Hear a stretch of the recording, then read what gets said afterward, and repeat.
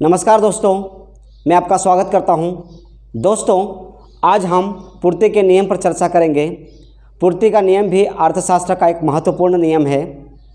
यदि आपको मेरा यह वीडियो पसंद आए तो आप इसे लाइक करें, शेयर करें और सब्सक्राइब करें। तो आइए दोस्तों, पूर्ति का नियम किस प्रकार क्रियाशील होता है इस पर चर्चा करते हैं।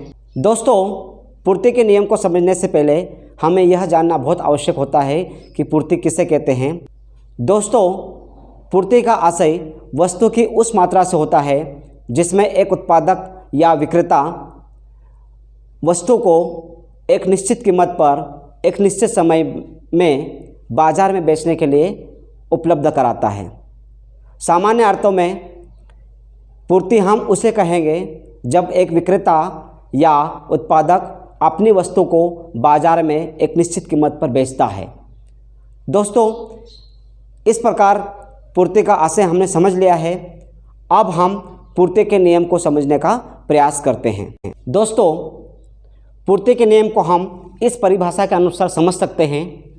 अन्य बातें समान रहने पर किसी वस्तु की कीमत में वृद्धि होने पर उसकी पूर्ति में वृद्धि हो जाती है और इसके विपरीत किसी वस्तु की कीमत में कमी होने पर उस वस्तु की पूर्ति में कमी हो जाती है। दोस्तों, इस परिभाषा के आधार पर यह स्पष्ट होता है कि वस्तु की कीमत और उसकी पूर्ति के मध्य सीधा संबंध पाया जाता है, अर्थात वस्तु की कीमत बढ़ने पर वस्तु की पूर्ति में भी वृद्धि हो जाती है, वस्तु की कीमत में कमी होने पर वस्तु की पूर्ति में भी कमी हो जाती है।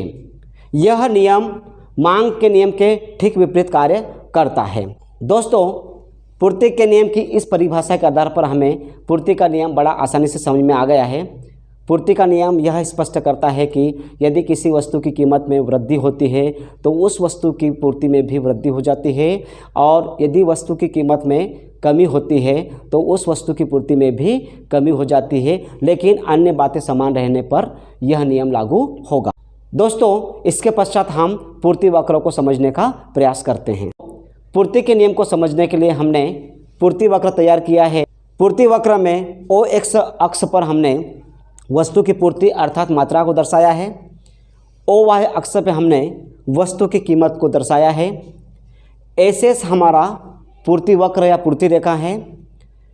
इस रेखा के ऊपर 3 बिंदु है, ए, A1 और A2। ये हमारे संतुलन बिंदु है, अर्थात ऐसे बिंदु जहां पर वस्तु की कीमत और वस्तु की पूर्ति संतुलन स्थापित करती है।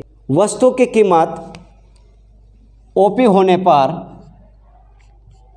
वस्तु की पूर्ति OS के बराबर होगी। यदि वस्तु की कीमत OP से बढ़कर OP1 हो जाती है तब वस्तु की मांग भी OS से बढ़कर OS1 हो जाती है। इसी प्रकार वस्तु की कीमत OP1 से बढ़कर OP2 होने पर वस्तु की पूर्ति भी OS1 से बढ़कर OS2 हो जाती है।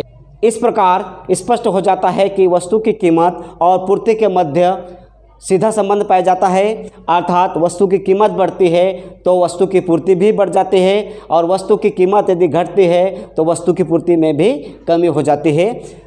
वस्तु की कीमत में परिवर्तन होने पर हमारा संतुलन बिंदु भी परिवर्तित होता है। वस्तु की कीमत बढ़ने पर ए से A1, A1 से A2 पर चला जाता है। वस्तु की कीमत कम होने पर A2 से A1 और A1 से A पर आ जाता है। इस प्रकार यह नियम अर्थशास्त्र में अपना एक महत्वपूर्ण स्थान रखता है। दोस्तों, आपको मेरा यह वीडियो पसंद आया होगा। यदि आपको मेरा वीडियो पसंद आया है तो आप इसे लाइक करें, शेयर करें और सब्सक्राइब करें। बहुत बहुत धन्यवाद।